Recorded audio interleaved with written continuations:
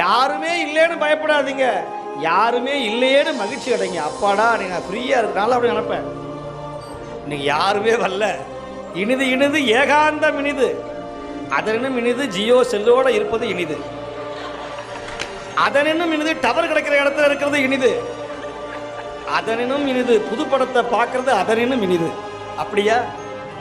அப்படியே அவையார் சொன்னாங்க, இனிது இனிது ஏகாந்தம் இனிது, அதனினும் இனிது ஆதியை தொழுதல். நாங்கள் நீ தனிமையா இருந்து என்ன பண்ணணும், நான் தனிமையா இருக்கிறேன்ட்டு எல்லா பயிரும் செல்போன் தான், நாங்களும் செல்போன் தான் பார்க்க வேண்டியதா இருக்கு, வேற வழி இல்லை, ஏதாவது படிக்கணுமே.